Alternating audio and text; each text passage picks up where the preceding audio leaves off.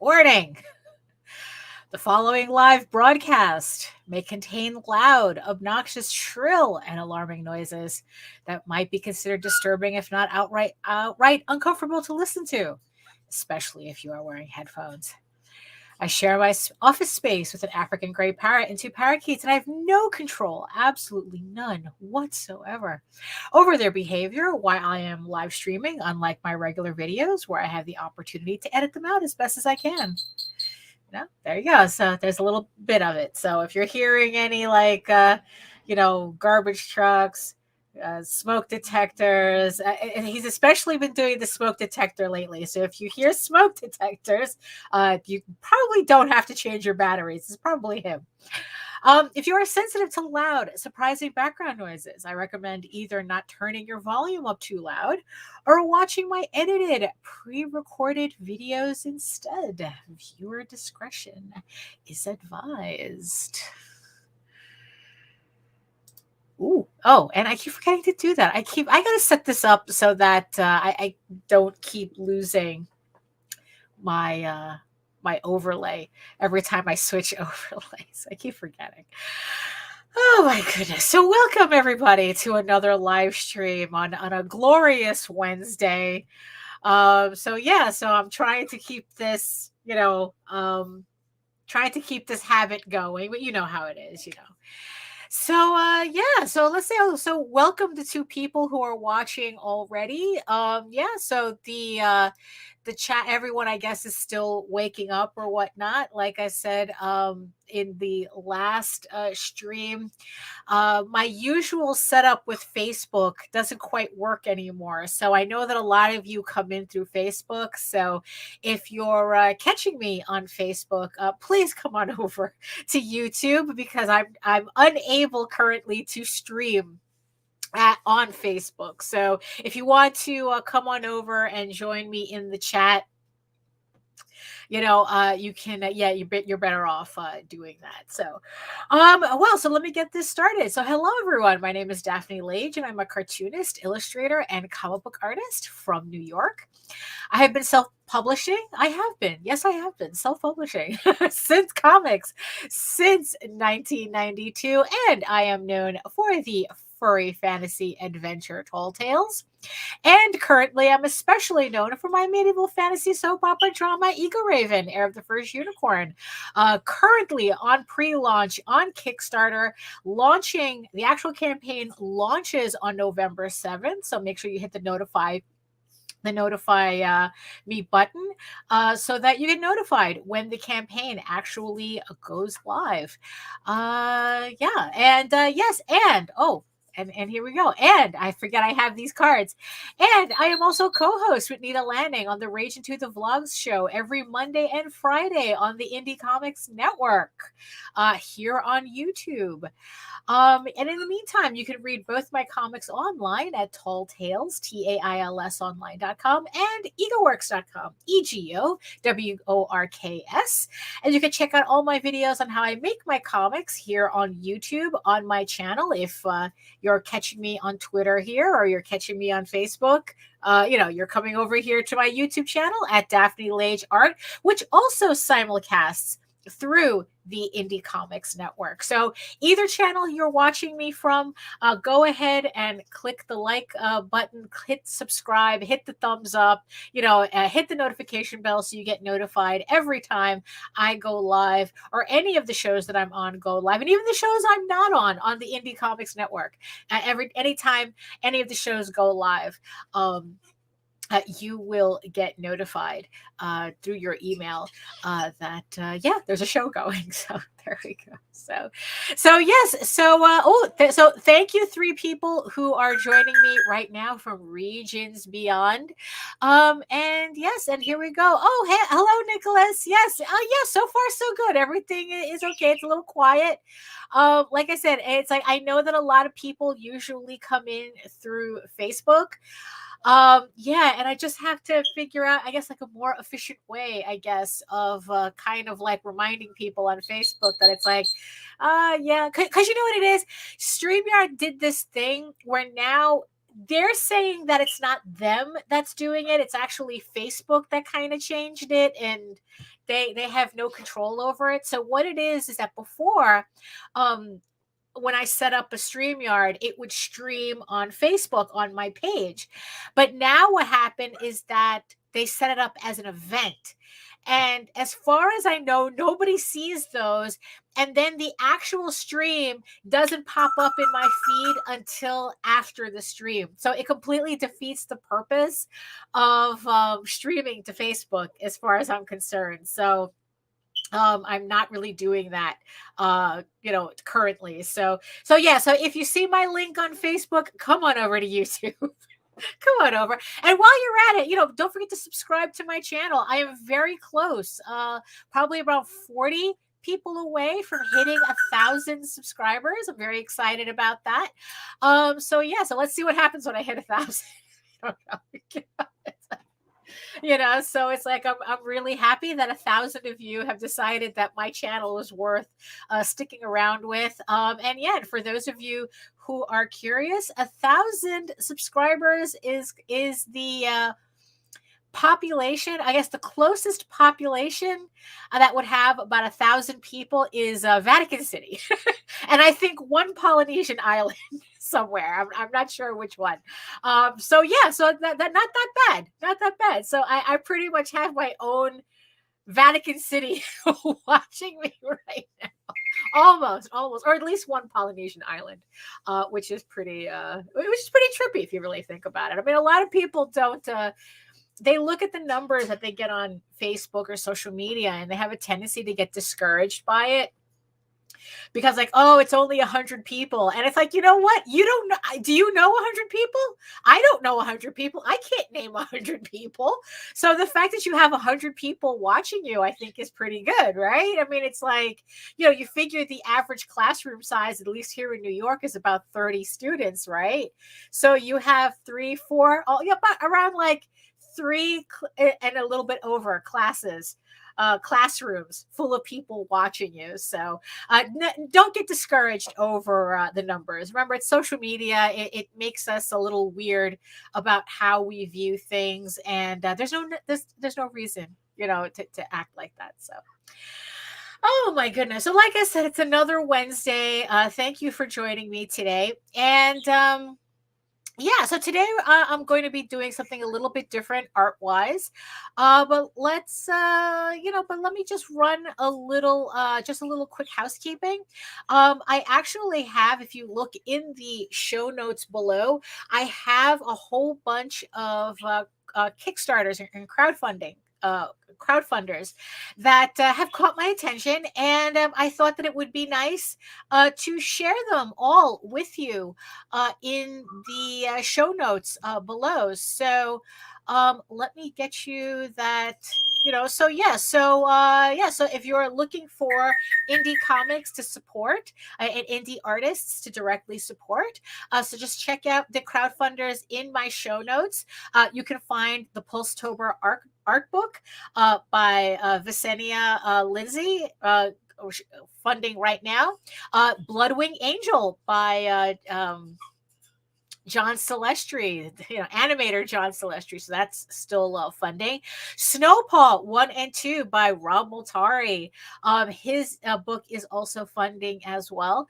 There's an Alien in My Toilet by Sam Vera. His campaign has 1 week left on Kickstarter, and he just hit goal. So hopefully we can help him reach some stretch goals in this last week of his campaign.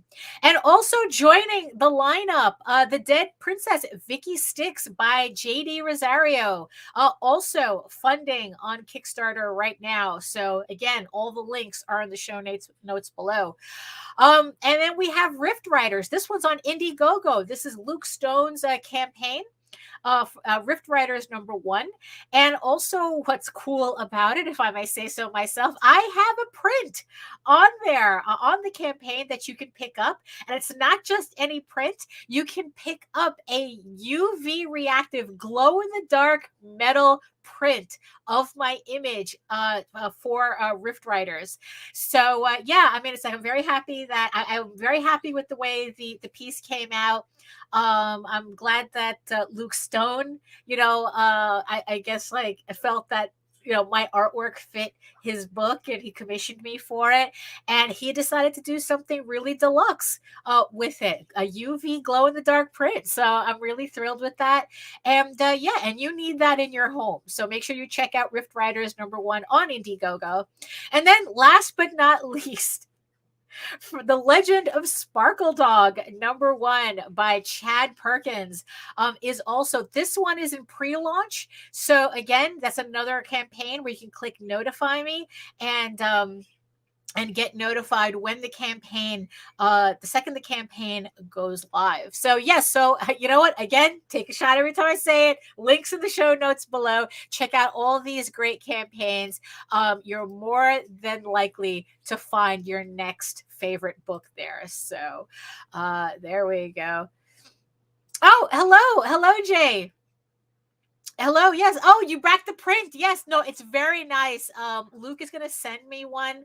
I'm just kind of thrilled to see what this looks like. I love glow in the dark. It's shiny and it's glow in the dark. Two of my favorite things. So, all it needs to be is falafel flavored.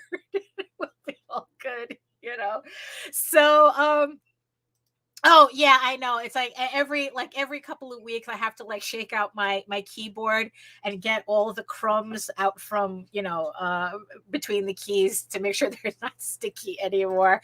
It's like, yeah, I'm just a complete degenerate. I don't use a dining room table. I'm always eating in front of my computer. So yeah, the keyboard gets the brunt of it. So So yeah, so that's what. So yeah, so like I said, links, show notes below. Take a shot. So yeah, so what else is going on? Yes, and speaking of pre-launch, as I said, EGORAVEN Heir of the First Unicorns issues 1-5, plus the Volume 1 trade, plus the prequel, plus a whole bunch of new exclusive variants for the campaign. That is in pre-launch below right now. So like I said, hit the notify me button so that you do get notified when the campaign goes live. And why should you support a campaign before it goes live? Why should you support a pre-launch for a campaign? Now, granted, it's like I do have to admit, I am currently still waiting for my books from the Volume 1 campaign to come in. I actually am expecting books to come in today, but it's going to be the prequel. That's coming in, that's going to be delivered today. So if my doorbell rings and I suddenly disappear, that's why. So I'm just gonna, I have a camera here just to make sure that I don't miss the deliveries. So yeah, so that's showing up. So that's delivering today. The actual variant covers the variant covers and some proofs. Well, the comics themselves will be delivering tomorrow, which I'm very happy with that. But the actual trade paperback, I was afraid this was going to happen. The printer has already delayed they already extended their ship date. It was supposed to ship today, or I was supposed to get it delivered this week by Friday, but they emailed me yesterday saying that they had to delay shipment, and actually they said it was supposed to ship today, but I haven't gotten a confirmation number, which if they ship it today, hopefully I'll get it by Monday. But like I said, I don't have a confirmation number. So I'm a little concerned about that, because on the last campaign for issue 4, no, it was for Tall Tales, the Tall Tales trades, for Volume 4 of Tall Tales. They delayed that order like 3 times. So that book shipped out a little bit later than I had wanted. Which isn't necessarily an issue, but the thing is, though, is that I do have the issue 5 campaign for EGORAVEN launching on November 7th. And what I really, really want to make sure that happens is that all the campaign pledges from volume 1 get shipped out before the 30th. I have all my boxes ready. I have the bubble ready. I have the all the stretch goals and stuff ready, packed, that I could just, plop everything. But I just don't have the books. So I have everything set up to ship out as quickly as possible. So that's my only concern. I mean, as long as everything to the pledgers, everyone who's pledged the campaign, you get your stuff at the latest that first week of November, then the schedule for the next campaign should be okay. However, I am already kind of making a contingency plan just in case I have to push up. I never push back. Yeah, push back the schedule by a week. I mean, because I really do not want to launch another campaign while everyone is still waiting if I haven't shipped out the previous campaign's pledges yet. So far, everything is still on schedule for November 7th. I will definitely update everybody if that changes. Oh, hello, Dan. Welcome. Oh, very nice. Thank you very much. Yes, me too. I am. Hey, Melissa. Yes. Oh, and don't you have a campaign as well too? So Melissa has a campaign on Kickstarter as well. Let me look that up really quick. Because I want to make sure everybody gets their links up. So I'll make sure that I'll put your book in the show notes as well. Actually, give me the name of your put the name of your campaign, because it's not going to allow you to put links. Put the name of your campaign in the chat, and I'll make sure to put a link of it in the show notes so that we're all covered here. But thank you. What was I saying? Oh, yes. I'm hoping. So that's kind of like look, that's just the reality of what I have to kind of think about and really take into consideration, that I might have to push the campaign up, even though I have everything saying November 7th. That's the chance I take. I mean, it's like, I guess, but like I said, everything, as long as I get the books next week, I can spend the weekend putting these boxes together and get everybody's stuff out. And yeah, that's yeah. Thank you very much, Nicholas. Yes, absolutely. Thank you. Let's make the algorithm gods happy. So, yes. So I had started saying, so you kind of like wondering, it's like, if you're not really familiar with the Kickstarter system or whatnot, or even this happens on Indiegogo too, creators will ask you to hit the pre-launch page. It's not the campaign. It's just the pre-launch, so that you get notified when the campaign goes live. Now, what does that mean? Well, it means exactly that. The very second the campaign goes live, you will get a notification in your email that it's like the campaign is live. And why would that matter to you? Well, the first 48 hours is the most important for any campaign. So the more people who know about the campaign and support a campaign on the first day, in those first 48 hours, that really helps with the algorithm on Kickstarter promoting that campaign and getting it out to in front of more eyeballs. So even, so any little support on that first day is always welcome. But the thing is, though, it's like a lot of creators, me, myself included, we like to offer up items that are usually only available on those first 48 hours, or they're only available for, like, in my case, the first 45 people that back a physical level on the campaign. So for people who did that, so it's like, so I have my, and mind you, this is on top of the stretch goals. So just yesterday, I was putting together the packets. So like to use, and I just have to show you this because this just goes to show you how this stuff grows as the more successful a campaign is during its run. So if you were on the Volume 1 campaign, if you were one of the first 45 people to get to make a physical pledge and make a physical pledge, you would get a special swag bag just as a thank you for pledging early, right? So if for the Volume 1 campaign, if you're one of the first 45 people to pledge, these are the things that you're getting, just as a thank you for that. So here you have, so you're getting this. This is the EGORAVEN crew button. So this is a little pin back. Oh. You are also getting a EGORAVEN keychain. So just like I said, just for being some of the first people to and it's an acrylic keychain, by the way. You're getting this holographic sticker. Right? You're also getting this magnet.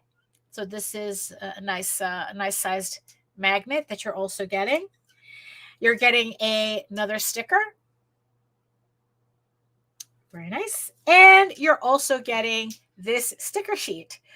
So just for being one of the first people to pledge to a physical level, you would be getting, like on my campaign, you're getting stuff like this. So that's the reason why you want to make sure a campaign is running, because especially on my campaigns lately, that first 48 hours, we're already hitting 60 something backers.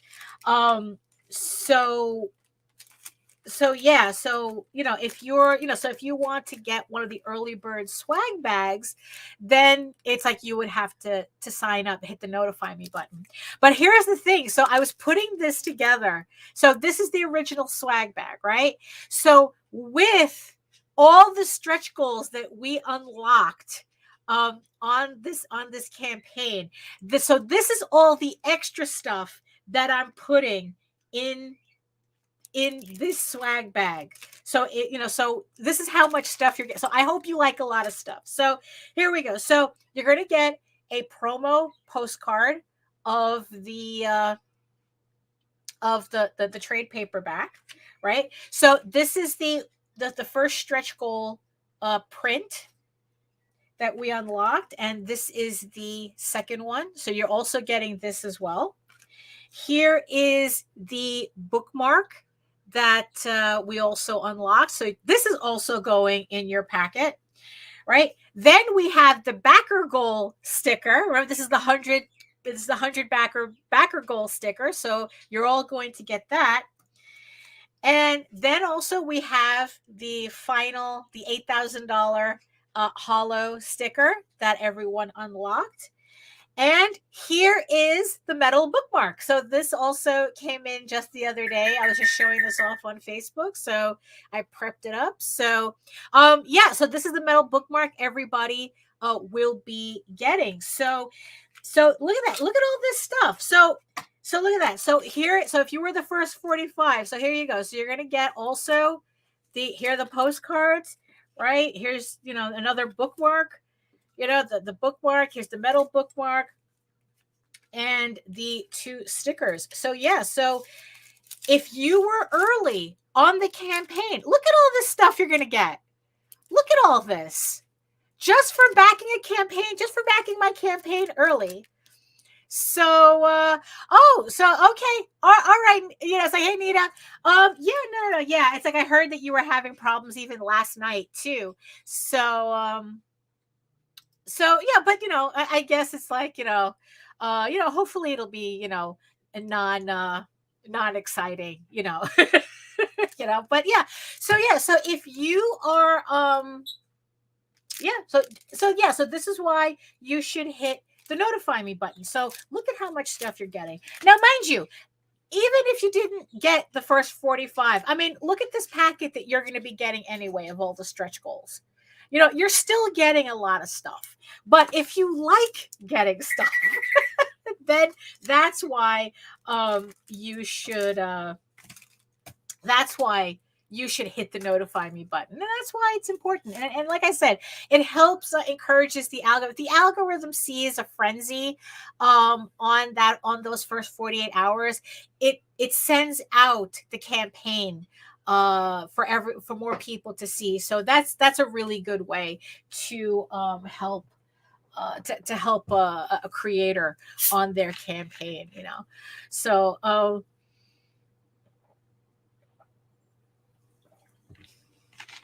so yes, when I was putting together these packages, and I go, oh boy, excuse me, it's like I thought, boy, it's like, am I giving away too much stuff? Do I give away too much stuff on my crowdfunders? But I mean, I have yet to have anybody complain. Oh, thank you, Nicholas. Yeah, because usually what she does is that she goes on Facebook and she goes on all the social medias to spread the word about the live streams. So so it's like, so hopefully her internet won't be down too long. So so yeah, so like I said, it's like I've just been busy, putting together stuff. Also, in the meantime, I've just been trying to get through issue 7 of EGORAVEN, Heir of the First Unicorn. I have right now, I am up to page 6. I'm a little slow this month. I was hoping to have up. I was supposed to be a lot further along than you have, once you see the truck outside, that's it. That's hopefully it won't take too long. But yeah, so I'm currently working through issue 7 right now. I'm inking it. I'm up to page 6 right now, trying to get as many pages as I can done to send to the flatters this weekend. Like I said, I was hoping to be more ahead than I anticipated, but yeah, I don't know. It's like I just felt like very slow this month. Actually, since the campaign kind of ended, it's like I don't know. It's like I don't know if it's just a general malaise or it's just like like just kind of the grind of doing these crowdfunding and getting all this work done is kind of like getting to me right now. So I probably just need to like slow down a bit. If you are waiting, Jesus Christ. I mean, this is the one thing that kind of embarrasses me, but I got to put it out there in case you're watching. If you are waiting for sketch covers for the last Oswald Chronicles campaign, actually, it's not the one that just finished, the one before that. I just sent out one of them. I have 2 more people left to go.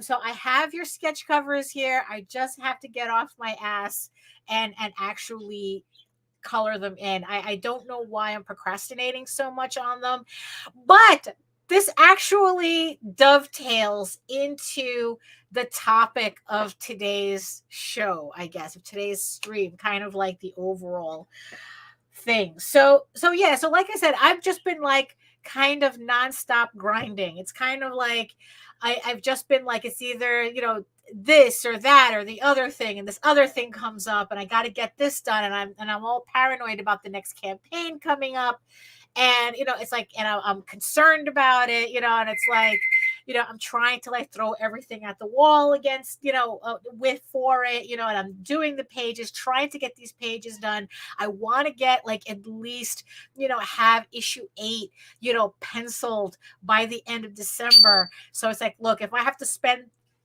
the first of the year inking it, that's what I got to do. I mean, that's, it's like I said, it's not an optimum schedule for me. It's not what I wanted, but at the same time, I can't really, I already had my breakdown a couple of months ago over my schedule. And I promised I wouldn't do it again. I promised Nita that I would not do that again. It's like, look, it's like, yeah, it's like sometimes it's good to have a schedule, but it's not good to have so tight of a schedule that any hiccup, like just tosses everything down as like dominoes. It's like it's not healthy. And I think that this is kind of like another kind of like another aspect of that, where it's like I'm just trying to get these pages done, but I just feel I feel like I'm not making as much progress as I want. So what I'm gonna do, so this is the thing. So what happens? When you're just working and working and working on your books and your Kickstarters and whatever, and it's like, and you're just kind of feeling like you're just like turning to jelly at a certain point. So what I decided to do for this stream, is kind of take advantage and, kind of like use today's stream as kind of like a way to creatively kind of like calm down a bit, to kind of like, okay, let me clear my palette a bit. Let me kind of get away from work a little bit and let me do something that has nothing to do with nothing. So let me run a couple of bumps. We're already at the half-hour mark. So let me run a couple of bumps, get the setup to the next table, and then and then we'll just continue the conversation from there. So stay tuned.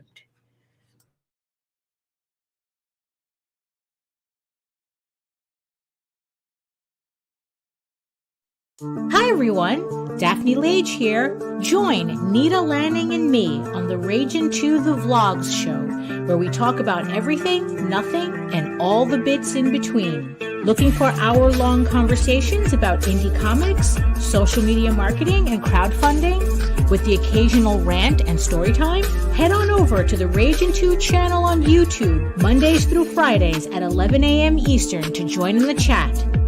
Hit the button.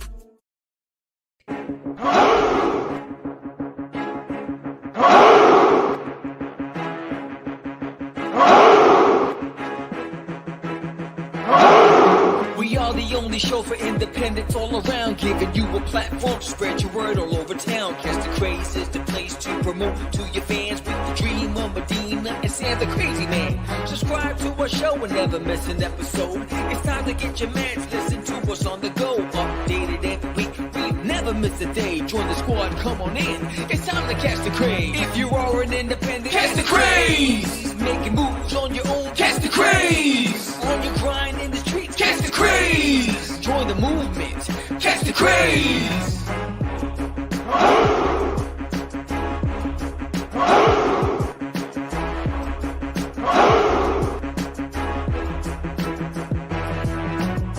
Yeah, George, we did it again.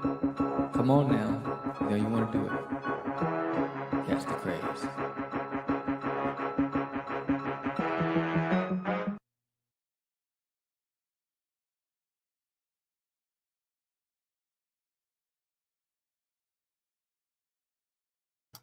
Okay.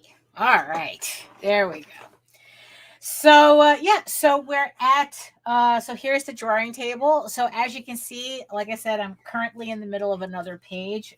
This is page 6 of EGORAVEN, or the First Unicorn issue 7.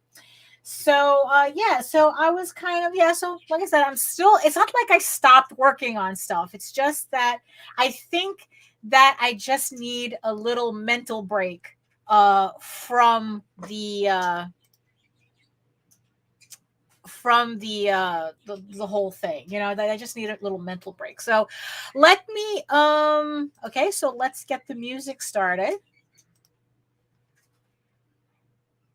Okay, all right, so as always, if oh thank you so much, thank you. Yeah, I mean, I try, it's I use rapidographs to ink. I'm one of the latecomers to digital inking, so it's not what I do. So I just, I still have to keep it on the paper. So, but thank you so much, because that is a hard thing to kind of like get, is that, especially since I don't use brushes, which is, I guess I was told, the secret sauce to that. So, that's, but thank you. And, so I'm just going to put this to the side. So, like I said, it's like probably just right now I need to just kind of like kind of like just mentally, like just mentally kind of like just shock myself into something else, and then I can go back to finishing up that page today. So this is the sketchbook that I'm currently working in. JD gave me this sketchbook. It was on clearance at his job, and honestly, I wasn't thinking much of it, but it's actually kind of the best sketchbook that I've had. It takes I don't even know what brand it is. So it's kind of like, it's like You Create or something. I don't know. It's kind of, it's translucent on the cover there. It takes ink. I was inking something and didn't realize that I was using my rapidographs. I usually don't use rapidographs in my sketchbooks, and this one was taking the ink so well that I was like going, oh, I have to continue using it. So I figured let's have a little quick sketchbook tour before I start. So so it's like, so this is how I broke in the sketchbook. So about a while ago, I don't remember, probably somewhere in the beginning of the year, I was on Area of Blackness's live stream.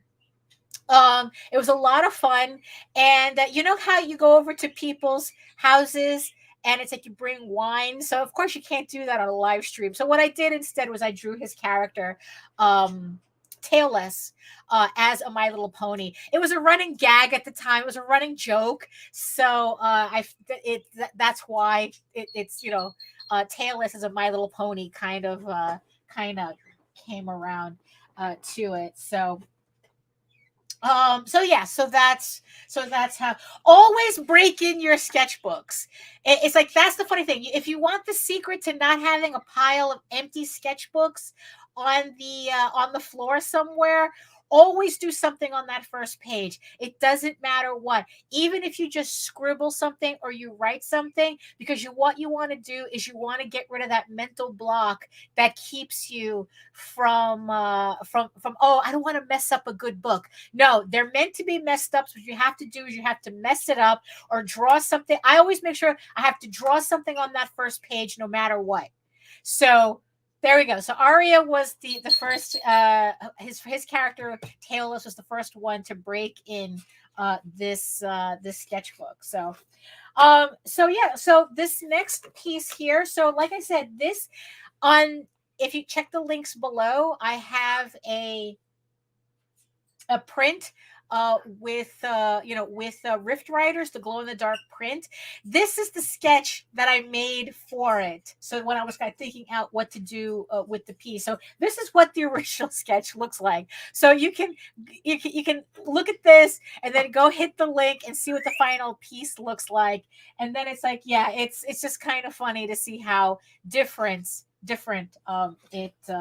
it looks from start to finish.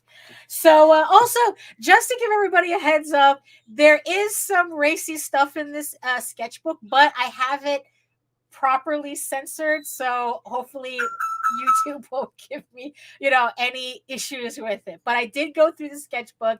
I'm still breaking it in, so there wasn't that much to look at. So I mean, that for me to censor, but there is some stuff in here. So artistic nudity, let's just put it that way. So this is the sketch to one of the I guess like postcard images for the campaign. This is what I was trying to figure out, like what kind of like art postcards to do for the upcoming Kickstarter campaign. So this is how pretty much it starts. I'm just just blue lining it all over the place. So that's one of them. This is another one. This is another one, but obviously this one's a little too racy to use as a to use as a Kickstarter campaign postcard art print. But you know what? It's a sketchbook, so I'll just keep it to myself and right now to everybody else too. So yeah, that's just what it is. This one's another one that I did use on the last campaign as a thumbnail for the Kickstarter campaign. I don't know what word I was trying to remember. So so this was another one that I use. Again, it got its start here in the sketchbook. And then what I do is I scan it in and then I print it out on Bristol paper, and then I ink it from there.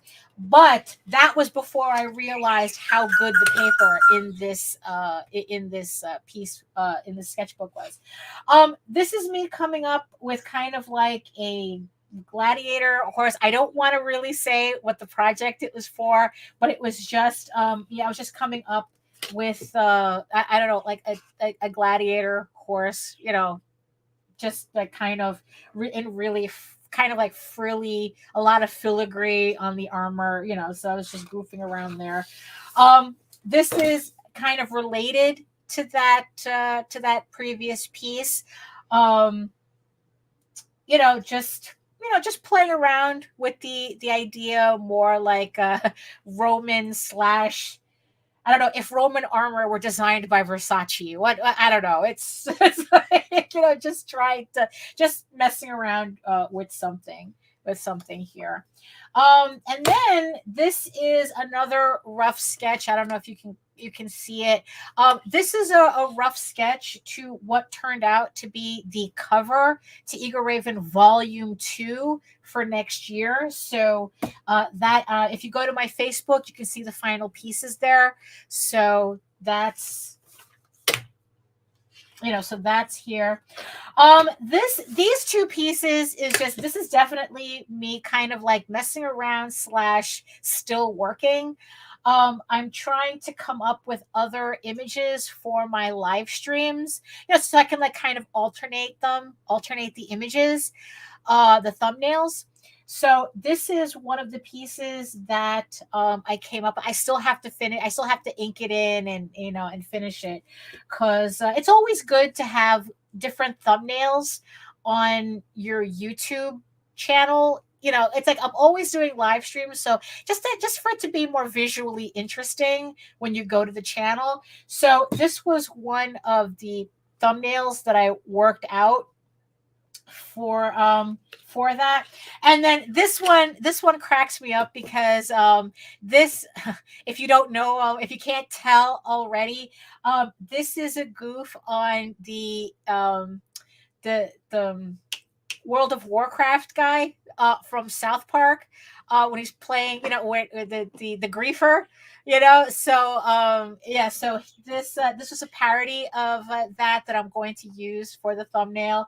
I was really happy the way this came out. So yeah, I have to eventually ink this in and finish it as well. So yeah, so I was happy with that. What else we got here? Oh, yes. For those of you, right. So this was the first outline, kind of like silhouette that I did. I was doing a goof on the Run Disney logo, and I don't know what I was thinking at the time. Oh, I think it was like on one show that I was on, JD Rosario had said, what would you do you know, if you could like take, you know, what would you do? Like, what kind of like jackass type stunt would you do to get your campaign, if you could get your campaign to the next level? And I had said run a marathon. So that kind of inspired me to do a parody of the Run Disney logo, but with EGORAVEN instead. So this is kind of like the first of it. Oh, thank you very much. Thank you. Yeah, no, this sketchbook, I've been having a lot of fun with it, you know. So this is like the first silhouette that I did, which led to the creation of the the trucker girl, the unicorn trucker girl sticker that everybody's going to be getting. Like, so this is the sketch that led to this, and it was just, it's sometimes, and it was just me just messing around. It's like, oh, the silhouettes and blah, blah, blah. And that's how that came about. The unicorn girl, trucker girl. So which way am I going? Okay, this way. This way. Right. And then if you follow me on Facebook, you know that a couple of weeks ago I went on vacation, and this was the piece that made me realize how good this paper was for inking. So what I had been doing was creating my own personal sprites that I would download onto my phone, and then I would overimpose them onto photos. So when me and JD went on vacation, me and JD Jose from the Oswald Chronicles, not JD Rosario. There's a lot. I know a lot of JDs. We went to Disney, and I did like a whole series of photos where it looked like the characters, it's like, the characters were at Disney. So if you want to see those, go to my Facebook page and you'll see the final results of this. But this is when I realized how good the paper was for inking. And the fact that I was able to ink on both sides of the paper and not get bleed through was like a game changer. So I started inking everything in this book. So after this point, so this is okay. So I finished this piece, and then I decided to work on some chibis of the characters for, I don't know. It's like well, at the time I just figured I needed chibis, so let me draw all these chibis. And that's exactly what happened. So yeah, so these are the first two. Here's EGORAVEN and Daniel. Johar and Morgan. I love the way Johar came out. I swear to God, it's like, I want to get a sticker. Actually, I want to get a sticker of all of these, but I think that he would make a good sticker,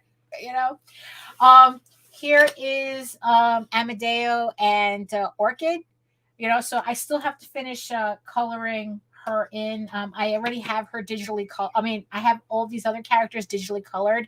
Again, if you go to my Facebook page, you'll see what I did with those. Right. And then here is Alexandria and Rillian, so I have like pretty much all the major characters in chibi form. And what I want to do is just put them together in something. Actually, the first couple of characters that I did, I created a pattern that I forgot to pull out the tissue paper. But again, if you go to my Facebook page, you'll see a photo of custom tissue paper that I proved with the chibi characters on them. So now this one is going to be a variant cover on the next campaign, Werewolf, Loki, and EGORAVEN. I was just goofing around and loved the piece so much. I go, you know what? A variant cover doesn't have to be related to the inside of the book, right? So this is if you're interested, this is going to be the exclusive variant cover, one of the exclusive variant covers on the issue 5 campaign. That's the name. Oh my God. That's how, issue 5, 1 through 5, next campaign coming up. So this is going to be one of the variant covers for that. And here are more chibis of my beautiful disaster sons, Loki and Eros.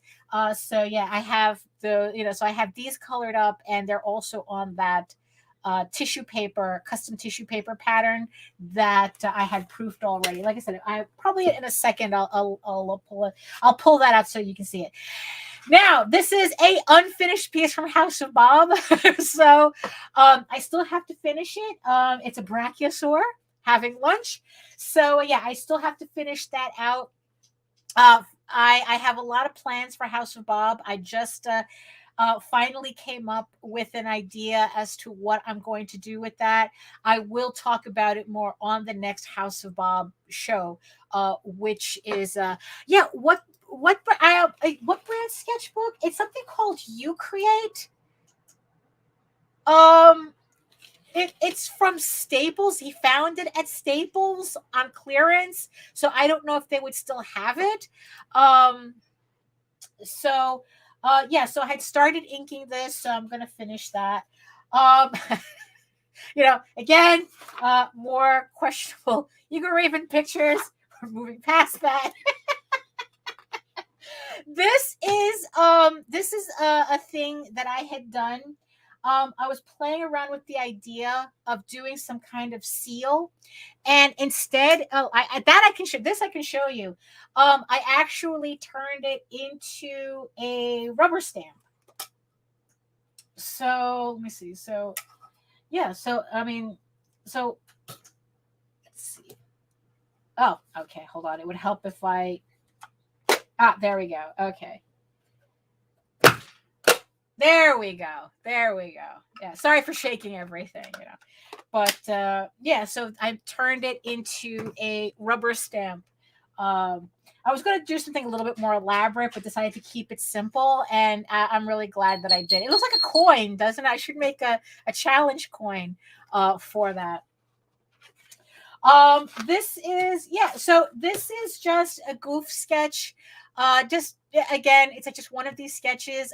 Just me contemplating the weird novelty t-shirts that I kept seeing at Walt Disney World. Very strange. A lot of them were really, really strange.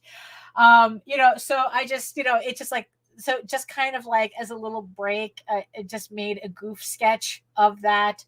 And if you can't for some reason read it on the screen, Loki's wearing a shirt that says, "If lost, return to girlfriend or boyfriend," and Eros is wearing the boyfriend shirt, and EGORAVEN is wearing the girlfriend shirt. So, like I said, I saw a lot of strange shirts at Walt Disney World. So, this is you're getting a sneak you probably already gotten a sneak peek of this, but this is also a sketch that I did for another variant cover that's dropping on the next campaign. So you're getting a sneak peek of it in the sketchbook. And just me, just doodling. Sometimes it's not about, doing a finished piece. It's just me doodling. And yeah, and speaking of JD Rosario, this is a piece that I did. I was just messing around. I was listening to a podcast that he was on, and I just decided to do a piece of his character, the dead princess Vicky Styx, which again I told you is in the show notes below. So if you want to check out that campaign, it's funding right now. So so this is I was just messing around while listening to him on I think it was one of his live streams. So and here we come to the guest of honor on the stream right now. This is the piece that I will be working on right now. So, like I said, I was doing the thumbnails for my live streams. And for those of you who are, kind of like joining us a little late in the game, thank you.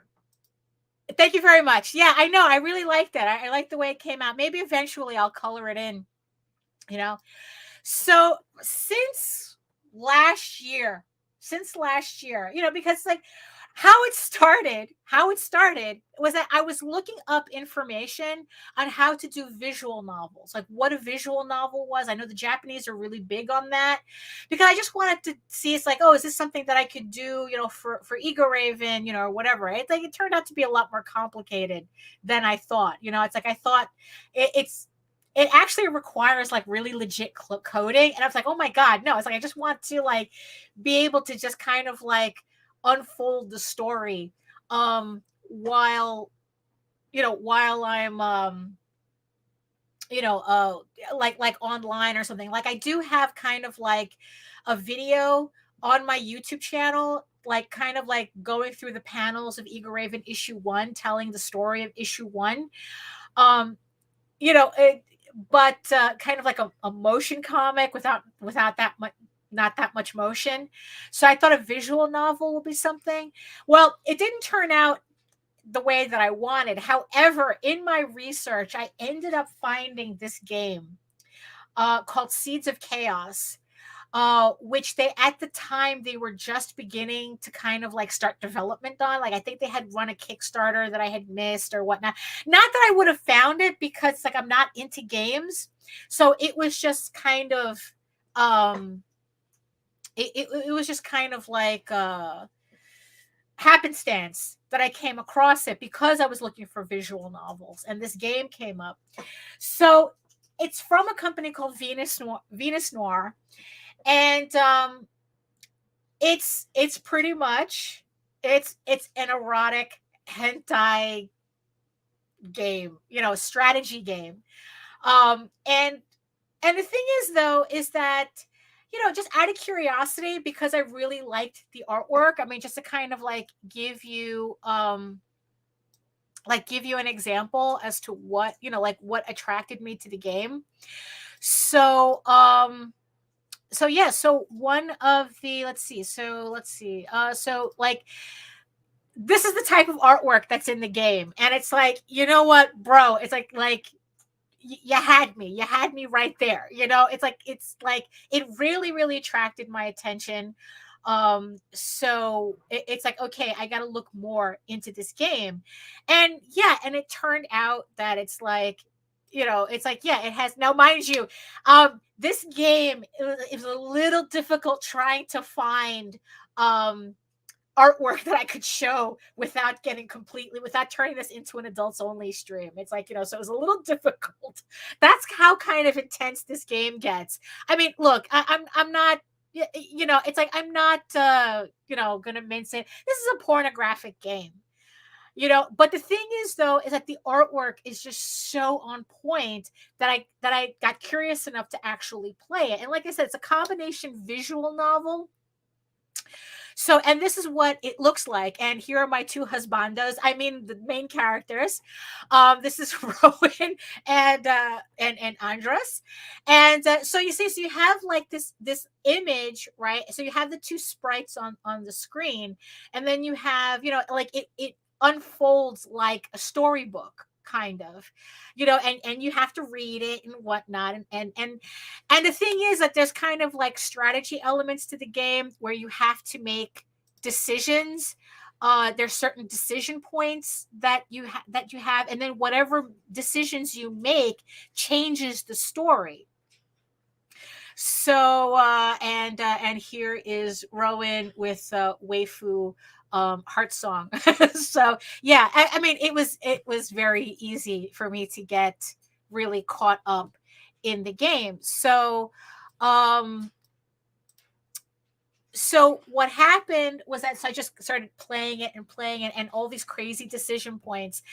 And it just got to the point where it's like I became obsessed with this game. Like, I signed up to their Patreon and everything. Like, I bought it off of Steam, and then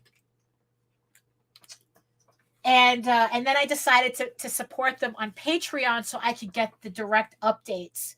Instead of waiting 3 months on Steam, I decided that I was going to get the updates every month. I mean, that's just how crackheady I got with this game. So,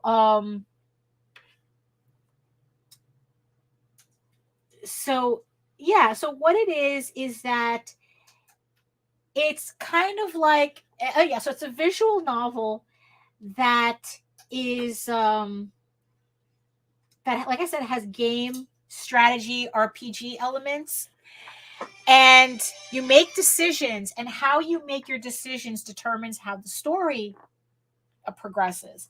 But here's the thing, though, right? Most of the decision points are morality based. Not like, oh, do you want to fight this? Do we fight the orc? It's like, no.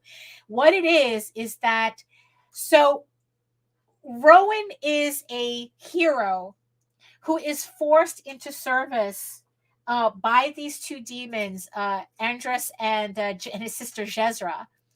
And they kidnap his wife to force him into their service, because they need a hero in order to kind of like break down the defenses of the Seven Kingdoms, in order for them to take to take them over. So pretty much Rowan is being forced to work for the bad guys.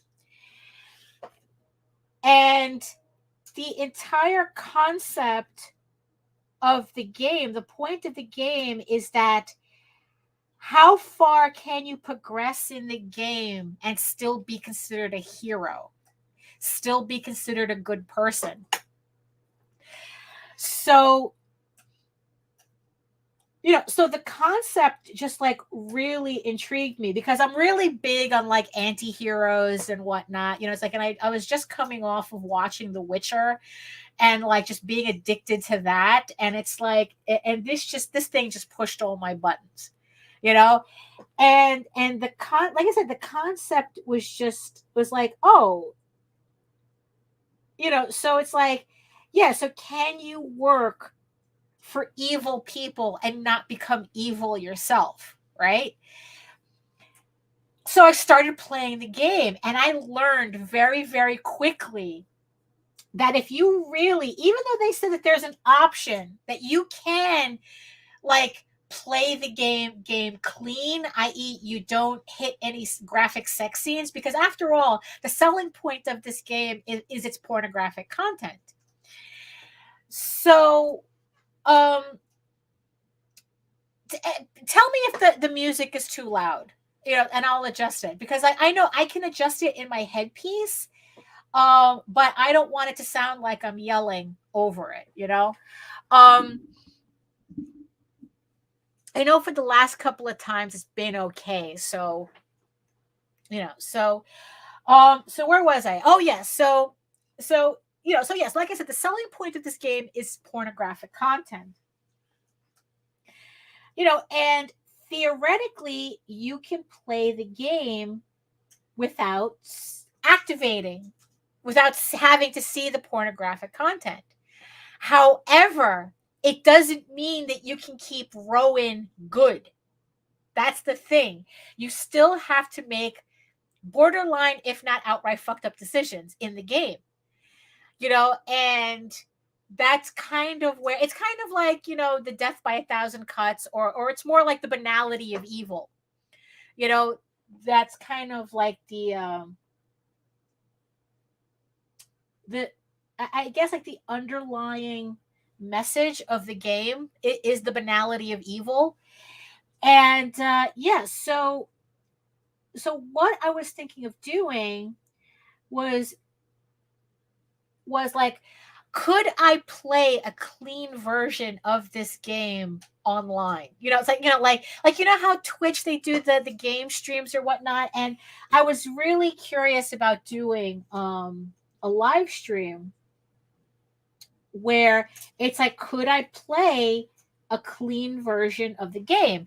Now, the developer said that theoretically I can, that is possible. But like I said, it's like, it doesn't mean that you're still coming off scot-free, though, in terms of the morality in the game. It's like, because a lot of, again, you have to, it's like the game rewards you for triggering the pornographic content. So a lot of the morality decision points in the game is whether you're going to have Rowan cheat on his wife or not. And then if you really crank it up, then it's like the other, you also kind of like, you kind of play Alexia as well. So this is the main character, Rowan. This is his wife, Alexia. So you can kind of play both characters. They both kind of have their own story arcs, but you're playing Rowan predominantly. But there are parts of the game where you play Alexia, and you have to do the same thing with her. Are you going to make decisions that make her cheat on her husband? And that, but those are kind of like, those are the main morality decisions, because again, the game rewards you for cheating, kind of, in that particular sense. If your point is to collect all the sex scenes, it's a very, I must sound like a crazy person trying to explain this game. So the decision points were driving me up the wall because yeah, it's like I just couldn't play the game like I was playing a game. I had to make it personal. So, so there were a lot of points in the game where I was having a really, really hard time with it because it's like I knew that there were certain decisions that I had to make, that I had to get Rowan to do, that were just like completely abhorrent to me in terms of, no, I don't want you cheating on Alexia. No, I don't want to break up their marriage. Like that was like my thing for like the longest time. And and it was just like but the funny thing is that I really kind of like enjoyed how the game was making me feel because of that. I don't know, it's kind of like this mental roller coaster it was put, and I hate roller coasters, but a mental roller coaster I think I can figure out pretty well. I guess I enjoy pretty well. Because then I started like experimenting with certain decisions and finding out really fast that if you make Rowan too much of a goody-goody, you're not getting anywhere in the game. It's like, if he stands way too much behind his principles, he pays for it with his life. The game's over. And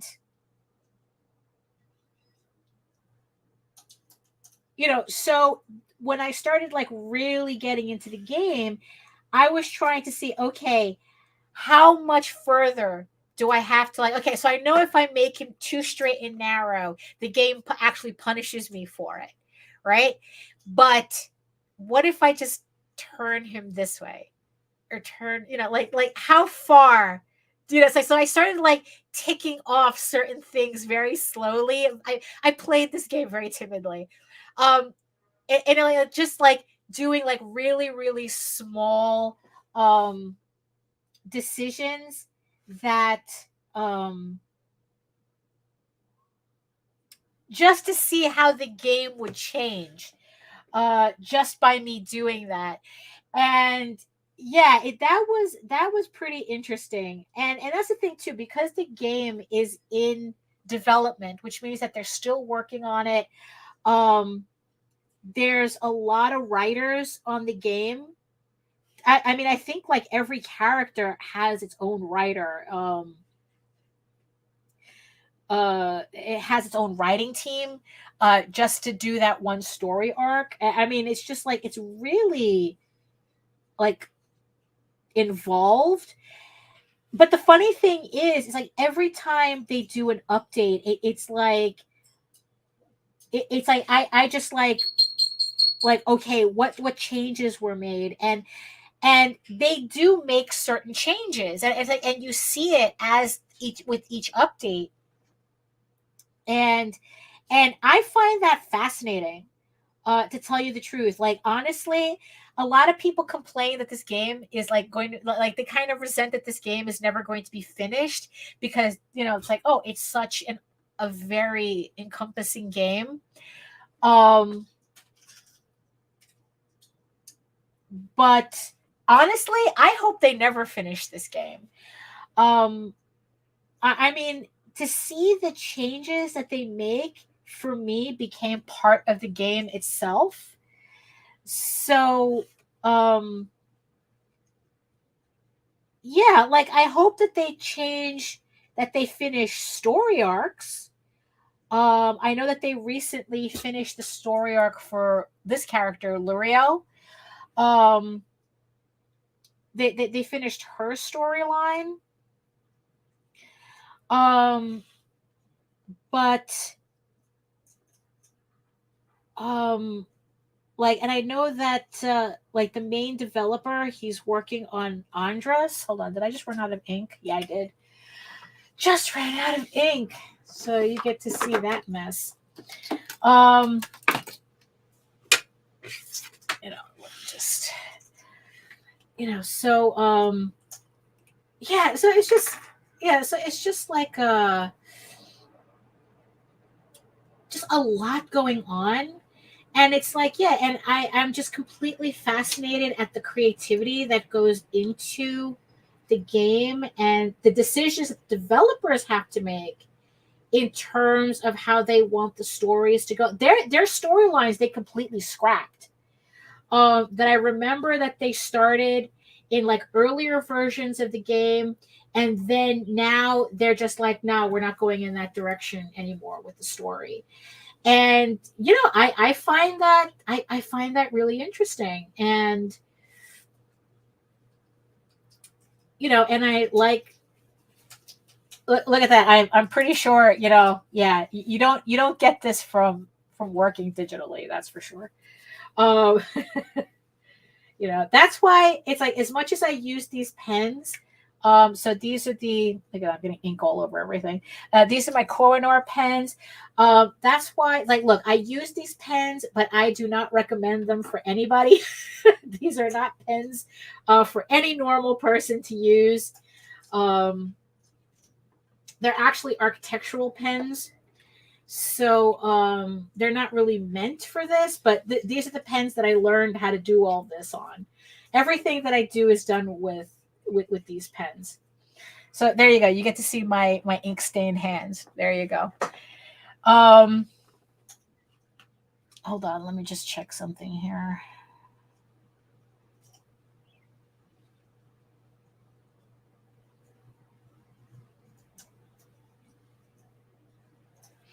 Yeah. And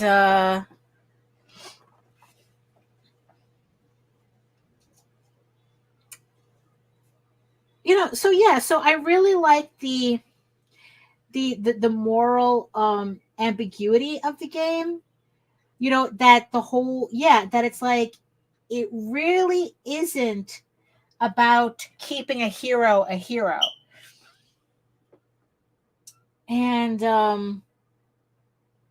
because like I said, even if you wanted to play a clean game and not see the pornographic content, you still have to make decisions that are kind of messed up in order to progress the plot.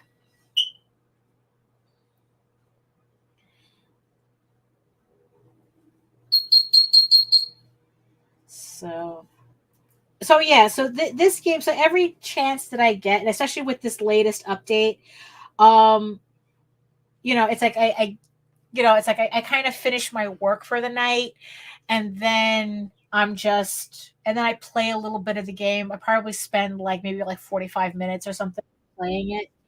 Um and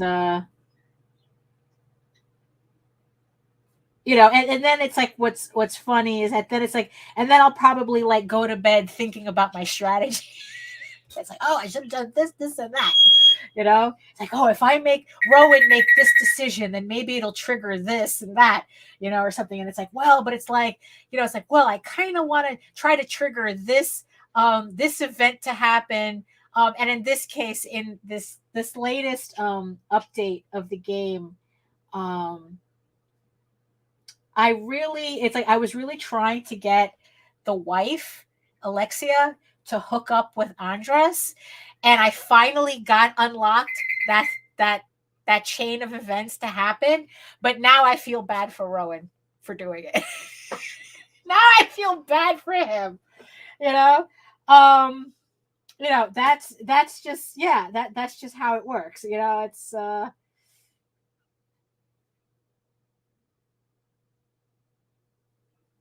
you know, so it's just like I'm curious to see as to how the decisions that I made doing that affects the rest of the game.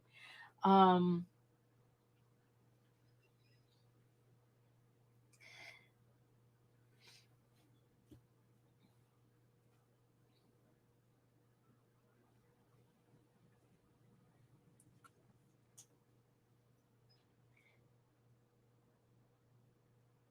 you know, but the thing is though is that because I allowed Alexia to really go full on beast mode, in a sense. There's certain decisions now that I don't feel as bad having Rowan do, because like, well, Alexia is well, their marriage is on a knife's edge anyway. So it's like, so it's you know what it is? It's like, look, it's a horrible game and it's a wonderful game at the same time, because like I said, the game makes you do these horrible decisions, but at the same time, it's like like I said, I'm absolutely obsessed with this game.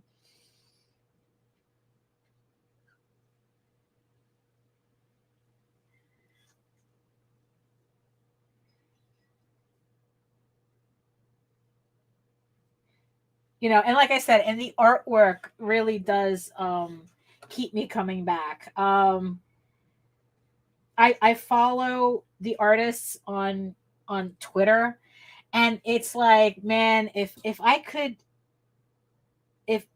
commission them to do some pieces, I would. But I mean, they are just like completely exclusive. They're exclusive to VENUS Noir right now, and it's just like, oh man.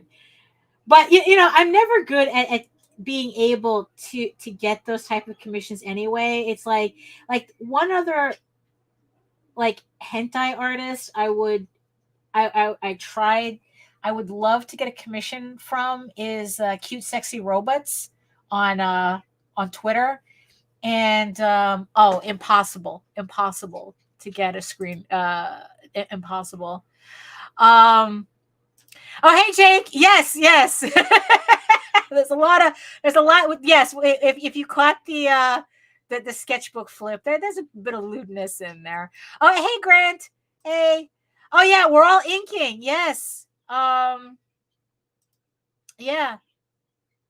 It's, you know, yeah, I had to do it. Rowan had it coming, you know. It's like, look, I've been trying to play him as yeah, I know. I've been trying to play him hey Xavier, straight. For a while, and it just got to a point where it's like, look, you know, I'm never going to see all the stuff I'm missing unless I get a little fucked up in the story. So something had to give. Oh, and here's the interesting thing also about the game too. The game is written in a way that if you have a particular kink, you can find it in the game, or you can kind of play it that way. They even have furries in it. They even went there. So if you wanted to play Rowan as a furry fucker, you can do it. I love it. You know, 1 billion points just for that. You know? Oh my goodness, but I'm bummed, sir. Absolutely, sir. You know, so yeah, it's just really funny how it's like the developers. I guess that's why they have so many writers on the team. And also they have, I was reading an interview with one of them, Winter. Now mind you, everybody who works on this game, they all work under pseudonyms, so I don't know who they really are, you know. Or like, I know that the artists, I don't think Sommelier is his real name. That's just his name that he uses on Twitter, one of the artists, you know. But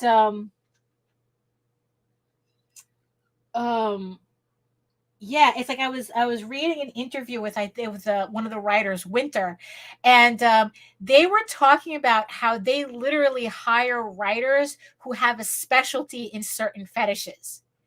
And I was like going, that's intense, you know. So yeah, it was just like really it was just like really funny to kind of like you know, that, yeah. So it's like, yeah, I mean,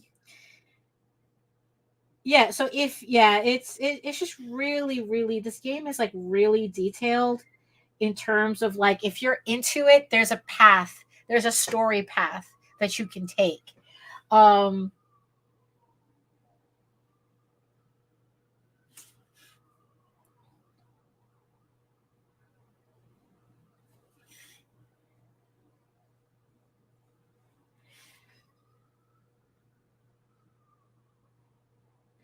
Like, I have played like certain variations of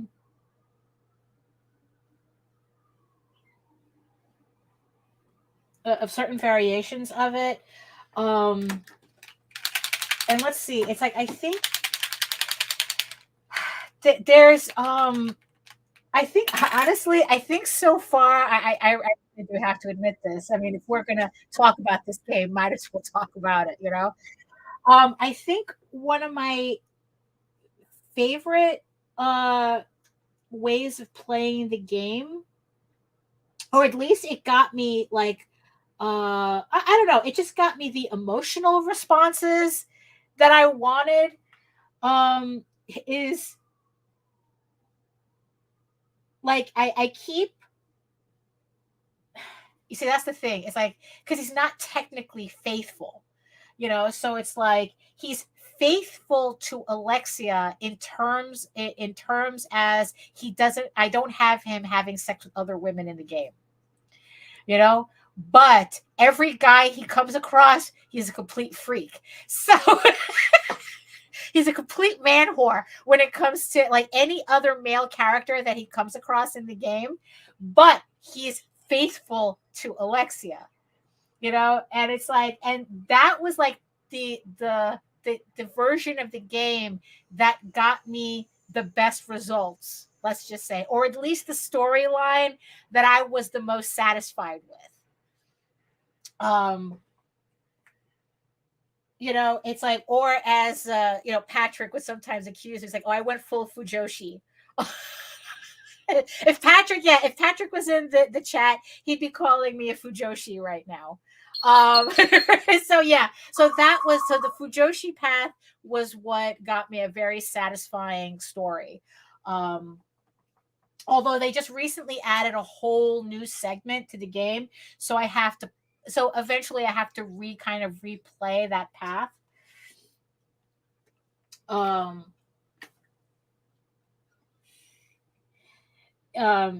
Just to see where the additional story scenes lead.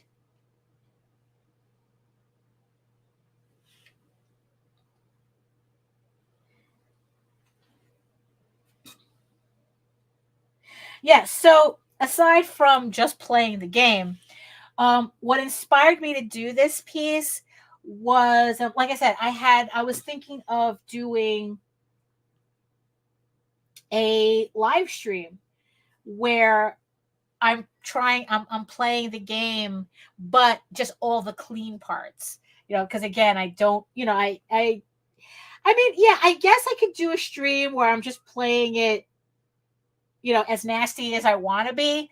But I don't know. I think that trying to play the game clean after all this time of playing it, you know, like the other, you know, like the way it's supposed to be played, I think would be a challenge in and of itself.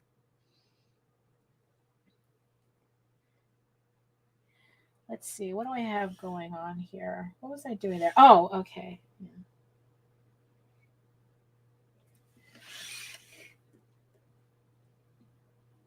So what I, you know, so it's like, so the other day I was playing the new game. Yeah, well that's probably the theme that I ran with on that, you know, on that version of the game. Right now I'm playing just ever since I got Alexia to commit to Andras, now it's just been like a free for all. You know, it's like I said, I haven't been playing the game as timidly because now it's like, yo, your wife is already your wife is talking shit about you behind your back to this demon guy that hired you. So you might as well take advantage. Oh, you know.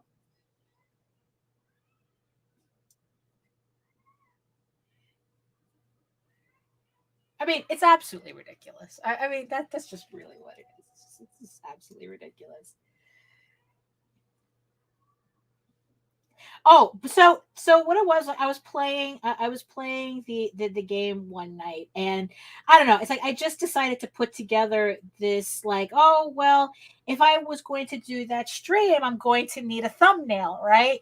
So I thought, so I started just sketching this out while I was playing the game. So I mean, it's like, I don't know, I don't know, maybe I'll do it, maybe I won't, like, actually do that. I mean, I don't know how many people would be interested in me making an ass of myself on a video game on YouTube, you know?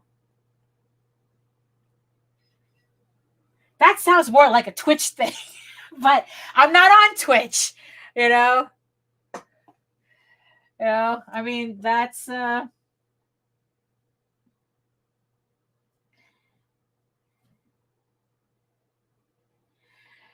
that was the thing too. So I was watching another stream. Um I was watching the stream for Visenia, Lindsay, and she's on Twitch. We're actually going to have her on the show on Friday. So if you guys want to catch us interview, do a rare Friday interview. So we're going to. She's doing a Kickstarter right now for her sketchbook, Pulstober, and where she draws her OC in, like, almost like in cosplay type of costumes, where it's like, her character Pulsey is dressed up in all these different costumes, DC versus Marvel. And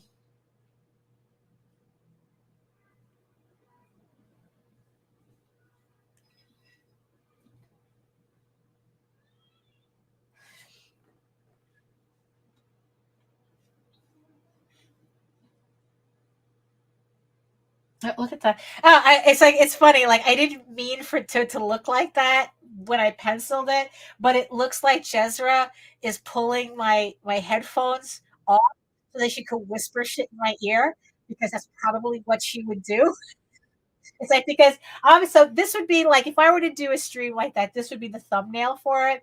So it's like, it's me playing the game, and everybody kind of like reacting to whatever, I guess, whatever whatever is on the stream, I mean, on the stream, on in the game, like whatever serious decision making I'm obviously doing here, and how the characters are trying to influence me into making certain decisions. So yeah, so I guess that really works out. That's like, yeah, she would be whispering stuff in my ear to affect my decision making skills.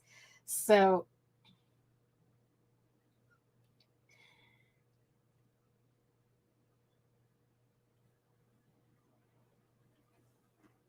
although, honestly, though, it's like, I would like to get one of the writers on House of Bob, but it's like that might be a little too, because I think most of the people who work on this game, they're overseas. So and like I said, they all work under pseudonyms. So I don't know, like, how easy that would be to do, but that's for future me to worry about.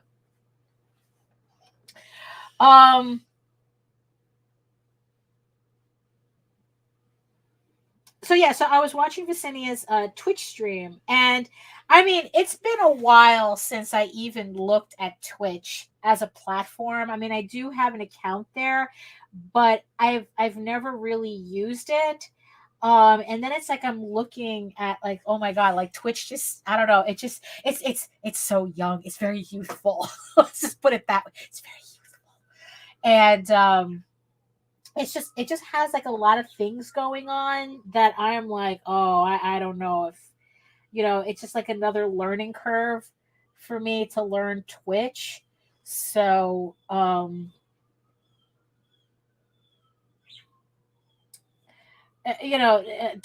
I mean, yeah, I guess all I would have to do was just technically just start streaming and then build accordingly, as I learn, what the platform requires. But yeah, I don't know if, I want to spend the time learning another platform. It's like it gets a little, I mean, social media gets a little crazy, to a point, where it's like, oh, come on, another one, even though Twitch isn't a new platform. I mean,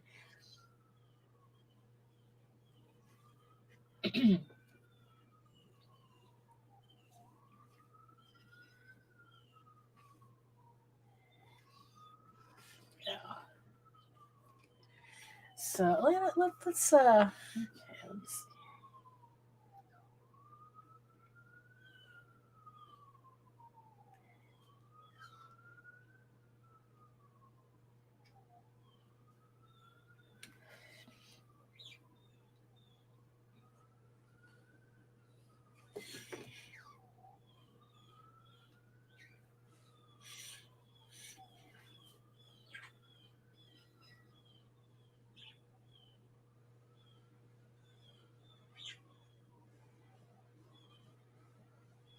Oh, and if you really want to see more content, I guess, about Seeds of Chaos, if you go to my Facebook page, I have an entire cartoon series, an entire doodle series of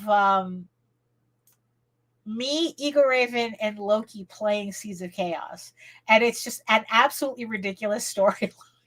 It's just everybody just secretly playing this game, and just like you get to learn about, the hangups that I was having and everything. So if you that's why you should follow me on Facebook.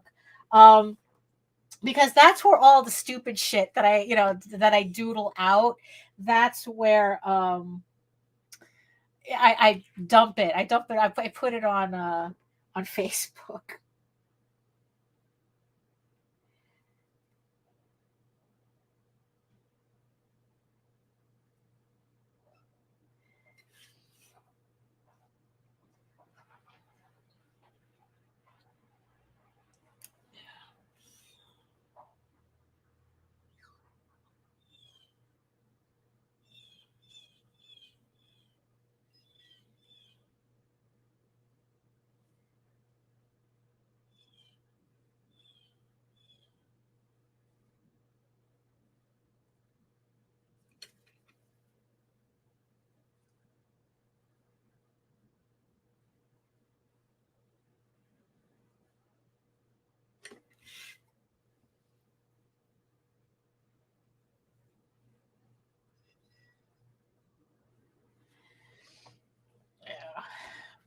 Yeah.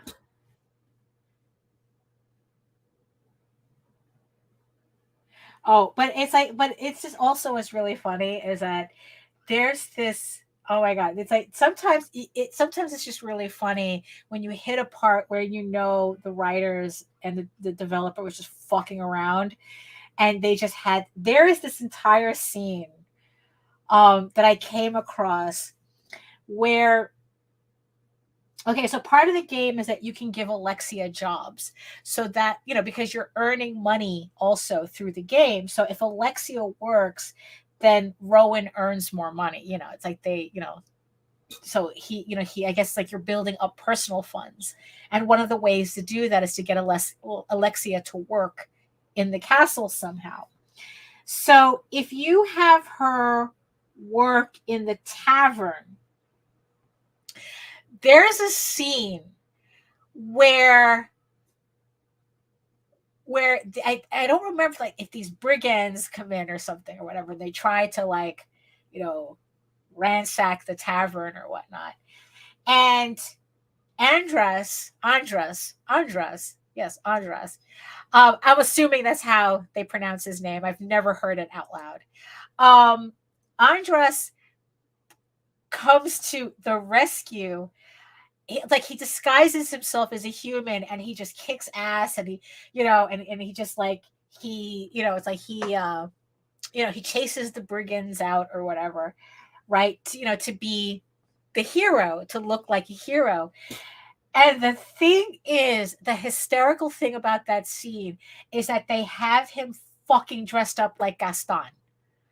So every time that scene pops up, I have to crank up the Gaston song from Beauty and the Beast and play that in the background while I'm playing this scene. It is the stupidest shit, but I know this is what they want me to do.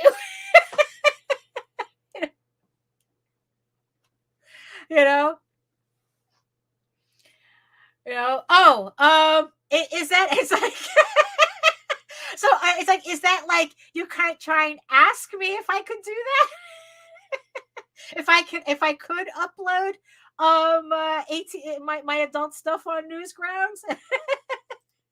No, for real, it is absolutely ridiculous, and it cannot be by accident. It cannot be by accident, because I swear to God, you put on Gaston, you play the scene, you play the scene with Andres, and it fits. I mean, it is just like, it's like, this is the developers fucking with me. It's like I died when I first saw it. It was, it's like, if they told me it wasn't on purpose, I wouldn't believe them. It's just too much. It was just way too much. And, it's just like, oh my God, that the scene is ridiculous.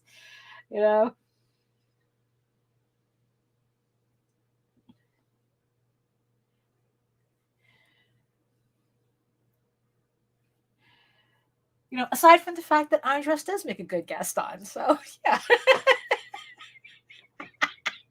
Oh, okay. All right. You're using your mental powers, right? Well, I'll check it out. Like I said, it's like, I'm trying to, I think I pretty much got an idea as to what I'm going to do with, House of Bob. And yeah, and it's just like, it's just putting all the it's just putting like all the artwork together and whatnot. So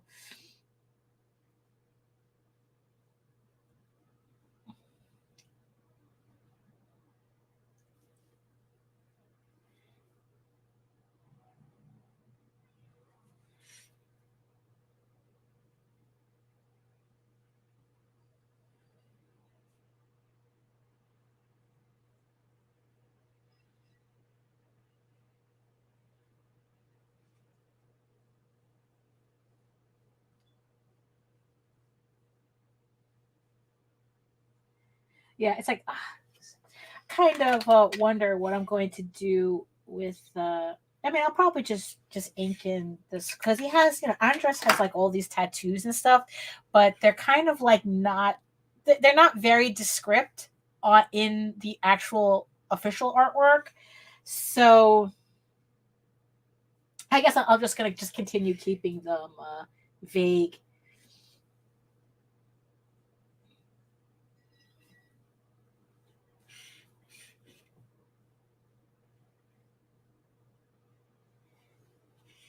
Yeah, but in the end, it's like, yeah. So it's like, that game is how I unwind now.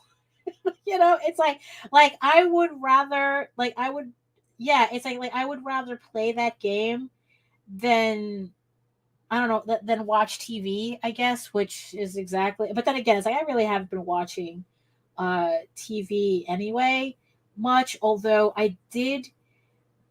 I'm kind of like watching Game of Thrones vicariously, because Jose plays.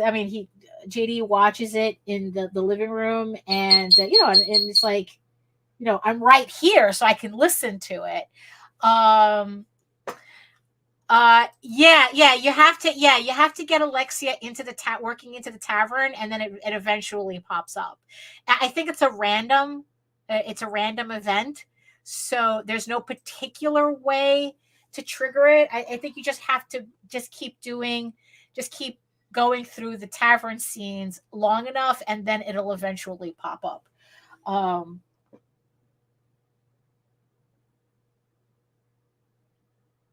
So yeah, so I've been watching like well, I haven't been watching, I've been listening to Game of Thrones.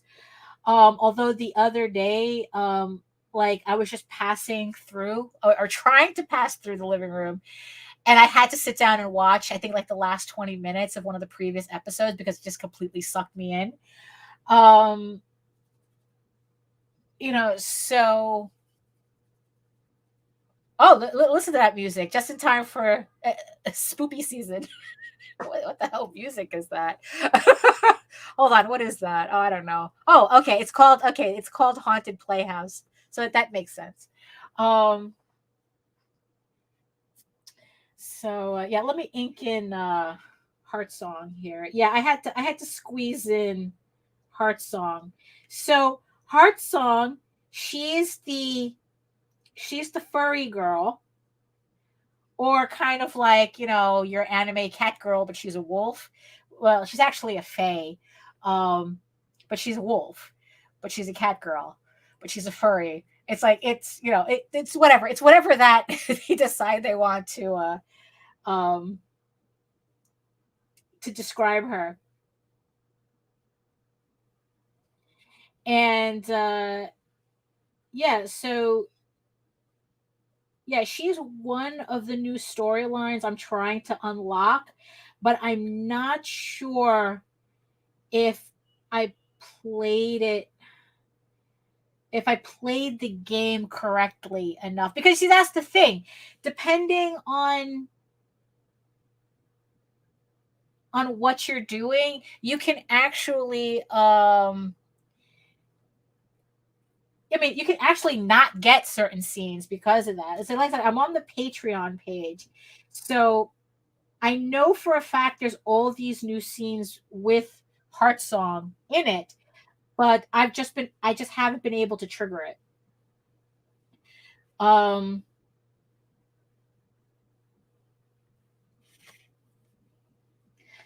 So it's like, but that's kind of what I like about the game, is that there's all these, like, there's certain things, like there's the main storyline that doesn't change. Like there are certain paths that you have to take no matter what. You have to, you have the intro, you have, you swear your allegiance, you have to take down one of the key, you have to take down the first keep, and then it's like you have to do Orcade. I hate Orcade. If there's a part of the game that I really don't like, it's Orcade.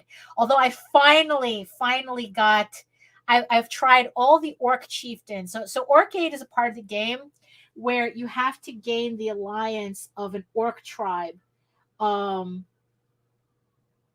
there's 3 chieftains that are fighting for power, and you have to decide which chieftain you're going to support and then follow that path to get their support. But the thing is, though, if you don't play it correctly, it's a very easy game, like part of the game, to mess up if you haven't played it before, because it's not very intuitive. It's still a little confusing the way they have it set up, so it's very easy to mess up. And if you mess up, you can get yourself murdered. you can yes, Tarish is the female. She is the female orc. So there's Baltry and Ulcro, who are the 2 main ones. Two males, Tarish is the female. Out of the 3 of them, I've figured out how to play all 3. So I think now if I played Orcade again, I know how to get through it. Like there are certain decisions you cannot make, but it puts it on the screen anyway. So if you you have to play all 3 chieftains, to kind of figure out what decisions belongs to who. Because once you start messing up the decisions, you start messing up that segment of the game, and then you have to play it all over anyway. Because that's how you get Rowan killed. So Tarish is the one that seems to give me the best outcome out of all 3 chieftains. So go for the so you go for the female orc and you follow her instructions. So that means that you have to be careful that you're not accidentally following Ulcro's or Baltree's instructions when it pops up, because they put them all up on the same screen. So it took me a while to figure out which was which. So I finally got it. So yeah, so you play. So yeah, I like Tarish. So you have to do Orcade, and then you have to do and then you have to infiltrate the Citadel, and then you have to choose your man on the inside, or your person on the inside of the Citadel, who is going to betray the Citadel to work for the twins. So far, what's the Chamberlain lady? Her name's not Jessica. What is it? I forgot. Well, she's the only one, really. So there's a lady. I forgot her name. There's a lady that you're supposed to turn. You're supposed to corrupt in order to take the Citadel, and it's kind of apparent that the game wants you to take that path. But I liked it better when I chose the leader of the Coppers. I know this is all Greek to everybody right now, so it's like yeah, she's a fursona. Yeah, she's somebody fursona on that game. Yeah, that's what. Yeah, pretty much. That's what Heart Song is. But I forgot the guy's name, but it's like I chose him instead, and I liked his storyline better. I liked the outcome from his, but even though it was obvious that wasn't where the game wanted me to go. And what's funny is that I asked the forums, because I'm on the game, the Seeds of Chaos forums on Steam, and I was asking about that, if there was like particular storylines that you were really supposed to do, and then like everything else is just an offshoot. And I was told that wasn't the case, that's not how the game works, that it's like, no, you're supposed to be able to choose anything, that there was no preferred way to play the game. But I don't buy that. I really do think that there's kind of like a particular storyline that the developers maybe want you to do, and then like, and then there's just all the variants. But they said that that's not what it is. So I don't know. But like, yeah, in the end, I just go by the outcomes that I like the best. And that's the thing. Unless you play the game enough times to know all the variants, or to know most of them, it's like you don't know what gives you the best outcome until you actually see the not so good outcomes. Yeah.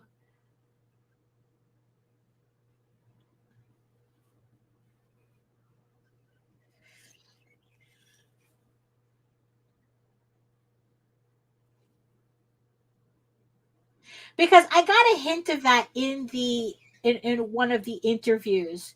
I think it was with Winter, where they said that there's a particular storyline I refuse to play, because there's always going to be that storyline. Actually, there's two of them, although one of them I played already and I hated it. I hate it.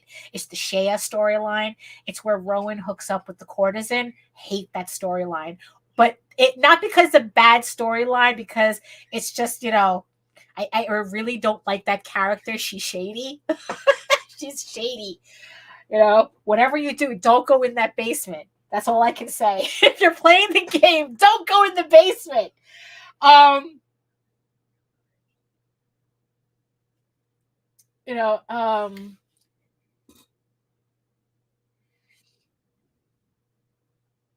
still debating how much I want to extend the piece out. If I want to extend it all the way, or just leave it in this particular aspect ratio, which is, like I said, the thumbnail. I mean, it's not like I'm going to make prints of this or anything. It's just,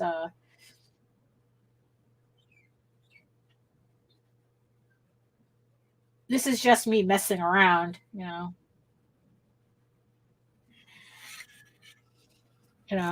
So pretty much what. Oh well, yeah, no, I mean, it's a bad ending. That's what it is. It's like if you let Shea take you into the basement, even though the story eventually continues from there because the story ends there because they haven't finished that storyline. But for me, it's a bad ending. That's a bad ending with Shea if you go into that basement. So if you're playing the game, don't go in the basement. It's always, basements are always bad. So when I started sketching out this piece, it's like, so pretty much everybody in the background represents characters whose storylines I pretty much enjoyed.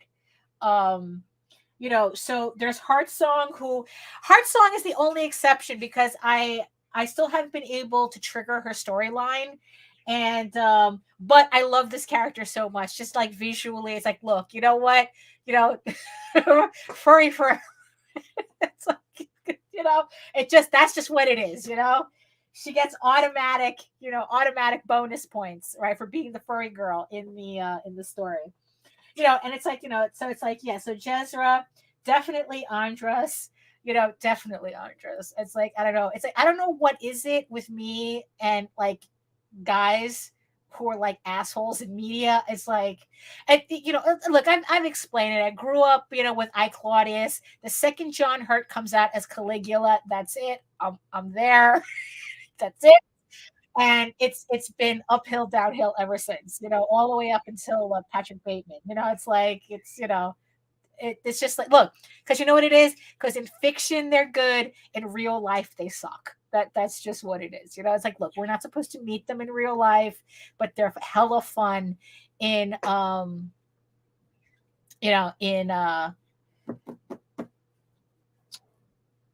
the game. It's like, what, the VN?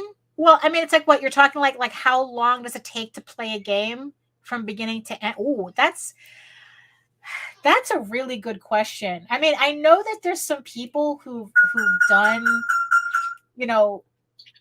what are those, speed runs through it, but I mean, it's like, last time I checked Steam, they told me that I've already put in like 96 hours in the game. But I mean, we're talking about like, this is from when I started playing it, back last year, on Steam. So I really couldn't tell you like how long it takes to play a game because there's so many variables involved. I mean, honestly, like I said, it's like at this point I just play it to unwind.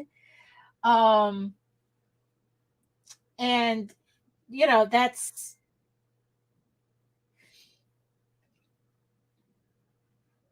yeah, but I wouldn't know like what if there's like a final tally on that.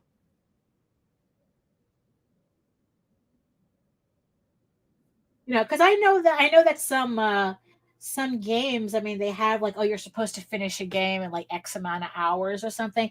I don't think this is that type of game.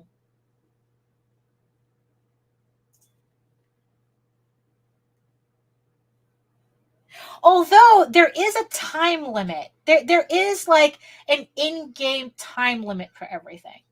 So from what I can tell, like everything that you do in the game has a time limit. Like you have like, okay, like the first, like to take over the, like when you're first introduced to the map and you have to take over the first village, the first town, you have 3 weeks in the game to finish that segment, or else you will be punished by the twins. I had to replay Orcade because I had forgotten the last time I played the game. I had to replay Orcade because I was supposed to do like I was supposed to do Orcade, but I was supposed to visit the capital at the same time. And I was so focused on not fucking up Orcade, I fucked up going to the capital, and I ended up with a death sentence. The twins, I completed Orcade, but because I didn't finish the other part, the twins executed me. So, you know, so I replayed it and made sure that I did. Yeah. And I think that one was like, what was that? I think that was like 13 weeks in-game weeks. And then it's like, yeah, so like everything has like a timer. So it's not like the game, you can play the game, certain parts of the game indefinitely. I think the longest in-game time that I've gone is like 96 weeks. But by then I had already done all the main storylines, and I was just kind of grinding at the end of it, just to see if I missed anything, and you know, just pretty much waiting for the next update.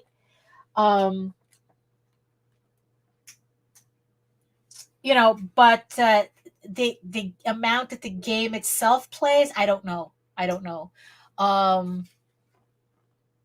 Yeah, so yeah, I only can go by what Steam tells me, and like I said, that's like, that was me playing for like the last year or so, and you know, like I said, and usually in about like hour increments or something. You know, it's not like I'm playing 96 hours in a row. So yeah, so what are the other characters here? Yeah, so it's like, obviously I have, you know, my, you know, OTP, you know, Rowan and Alexia. You know, and then it's like I have Clawmin, which is not Jake's favorite, because that's the what they call it? The, not the short stuff. The well, she's a goblin, but it's like she's there's a particular thing that it's like short something. It's the short fetish, you know, because they keep making it an issue, you know. So that's what she is. So it's like, if you're into like really, really short people, that's the Clawmin and the goblins storyline. But I really do, Clawmin's growing on me, especially with this last update. So I have to do, when I play the game again, I have to do a version of the game that really, really favors her. So yeah, I really like the writing. Short stack. Yeah, that's it. Yes, short stack. Yes, that's exactly the word they keep using. They even introduce her as the short stack. I mean, it's so stupid. It's like I guess they really want people to know, okay, if you're into it, go this way, you know? Then you have, yeah, you see, that's the thing, because everybody represents a certain fetish, I guess, right? So Jezra represents, you know, like lesbianism and femdom, right? Andres represents definitely maledom, definitely. You know, he's aggressively bisexual, so he can dominate both Alexia and Rowan. Heartsong, furries, right?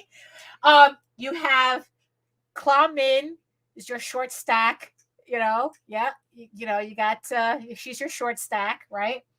Then you have L'Oreal, who is the secretary. So you have your secretary fetish going on, and plus she's your sub. You know, so you get to, so she's your bondage fetish right there. So if that's what you're into, you do the L'Oreal storyline. So you get your bondage fetish, you get your secretary fetish.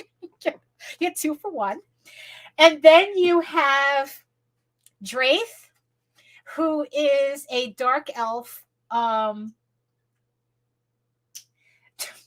it's like you know, he's the dark elf that runs the monster breeding pits, right? And he's your yes, so he is your twink gay fetish. So if you're into that, you go there, you know. So yeah, so those are pretty much all the different pathways that I've played so far in the game. So yeah, so there you go. And there's a whole bunch of others that I haven't gotten to yet, that I know I haven't unlocked. You know, there's a whole thing with the Minotaur. There's which I guess that would be considered furry too. What else? There's a whole bunch of them. Like I said, there's like yeah, there's a lot of yeah, there's a whole teacher student fetish thing going on too. That's the Helena storyline that I refuse to do. It's like you know, like I said, it's like the game has enough space for all your hangups. You know. So this is what I was able to get so far. Here we are at the top of the second hour. You know, so yeah, so here, this is what I got so far. Eventually I'll finish off the rest of it, but that's pretty much all I'm doing for today, because I do got to finish that other page. That I do got to finish this this page, you know, for tonight. 'Cause like I said, I got to get all these. I got to get all these pages done, you know, for the flat, as many pages as I can for the flatter. So here we have it. Here is my Seeds of Chaos fan art that I'm just, you know, kind of like I said, just doing something a little indulgent to break up. I don't want to say the monotony of work, because I really do like what I'm doing. I do enjoy working on EGORAVEN and whatnot, but the thing is that they're just, sometimes you just need to break that up, you know, and I think it's kind of important to do that.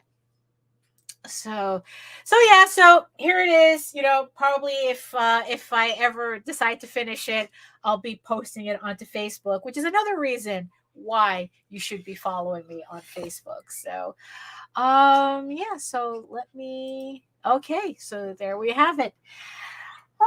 Yeah, so okay, hold on, let me, if there was, yeah, it's like if there was an easier way for me to have these cameras, I would figure. It's gonna take a while for me to figure it out, but the way I have everything set up, I mean, this is probably as good as it's gonna get for a while, you know, because it's like I really don't want to set up another tripod or something for the camera to be there. I mean, it starts getting gothic, you know, so it's like this is probably as good as it's going to get. So let me just put this away. Okay, so yeah, so like I said, a little different today. Right, exactly. Something a little different today, just to mix it up a bit. Like I said, it's probably good, like to kind of like break up the patterns a bit, just to kind of like clear your head and then get back to work, you know, with you know, better focus. That's usually, you know, how I figure it. So yeah, so here we are at the end of another live stream. Thank you so much for everybody joining me for these 2 hours. Thank you everybody in the chat. Thank you Jake, Nicholas, Jay Solano, Okia Fern, Dan, thank you so much. Xavier for showing up. Grant, thank you. I think I got it. Oh, Melissa, yes, thank you. Look, it's like, you know what? I'll find Melissa's campaign and I'll put it in the show notes. I think it's still going on. It's still funding right now. It's like the Alchemists of Aurelia, I think it is. So I'll make sure to put a link to that in the show notes. I mean, I guess Nita couldn't get her internet back.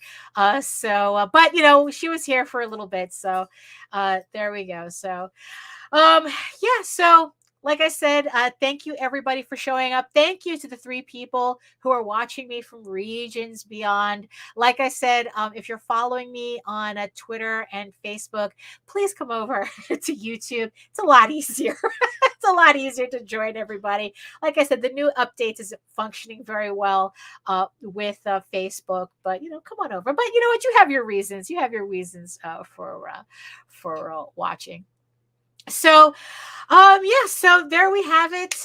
End of another live stream. And yeah, and if you want to learn more about my artwork and other things that I'm doing and keeping up with everything that I'm doing, you can head on over to my main portfolio site at egoworks.com, EGOWRKS, where you can find links to all of my galleries and social media sites. But like I said, I mostly post to Facebook. If you're into seeing sketches and current work in progress updates. And when I finally finish that piece in the sketchbook, I will be uploading it to Facebook. So, so it usually ends up there first.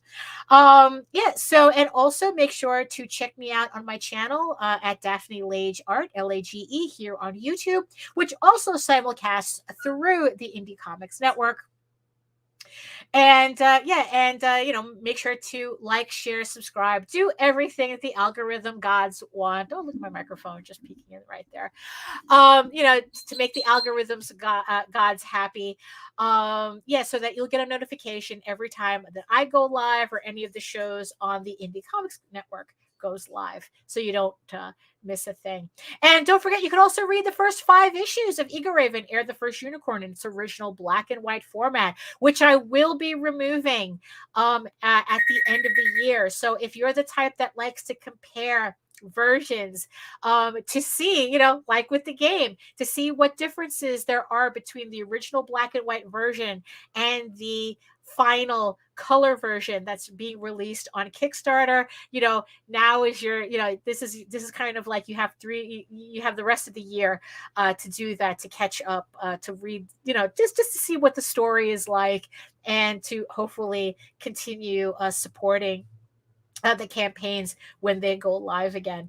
But if you prefer your fantasy to be more of a furry Lord of the Rings, you can follow the link to Tall Tales, TAILS online.com, and read the first 20 issues of Tall Tales for free. And don't forget to sign up for my newsletter on either of those pages, where not only will you get free comic PDFs, just like in the graphic below, for joining, but you get also regular updates about my current and upcoming crowdfunding campaigns. And I have a lot of them. I have a lot of issues to put out. There's a lot of things going on, so yeah, so that's about. So thank you again for joining me.